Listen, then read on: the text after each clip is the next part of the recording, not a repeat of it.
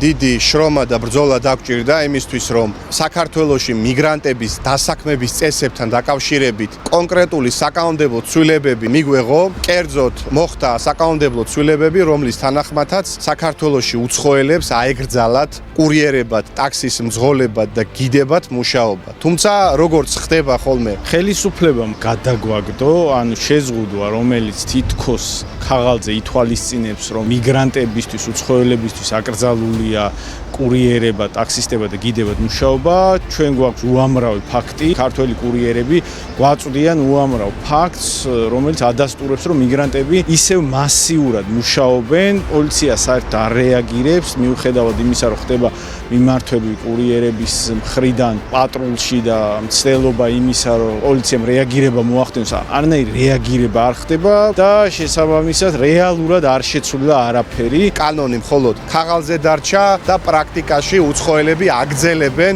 აღნიშნულ სექტორებში მუშაობას, რითაც ჩვენს მოქალაქეებს სამუშაო ადგილებს სართმევენ. შესაბამისად დღეს ჩვენ მივმართეთ მიგრაციის დეპარტამენტს, მივმართეთ შრომის ინსპექციას, წარუდგინეთ ფაქტები, უამრავი ფაქტი, რომელიც სოციალურ ქსელებში არის და დევს უხვად და ეხლა ჯერ იმაცია, რომ განახორციელონ კანონით გათვალისწინებული ღონისძიებები. ჩვენი ამოცანაა პოლიტიკური წნეხის გაგრძელება, ხალხის ინფორმირება იმ მიზნით, რომ რაც შეიძლება ინტენსიური პოლიტიკური წნეხის საფუძველზე ხელისუფლებას ისევე ვაიძულოთ უკან დახევისკენ და რეალური ცვლილებების განხორციელებისკენ, როგორც მათ შორის ამ კანონის თავის დროზე მიღების, ამ შეზღუდვის თავის დროზე მიღების სახით მოხდა. ეხლა ჩვენი შემდგომი ზეწოლით უნდა ვაიძულოთ, რომ საბოლოო ჯამში ეს შეზღუდვა რეალურ ქმედებებში გადაიზარდოს.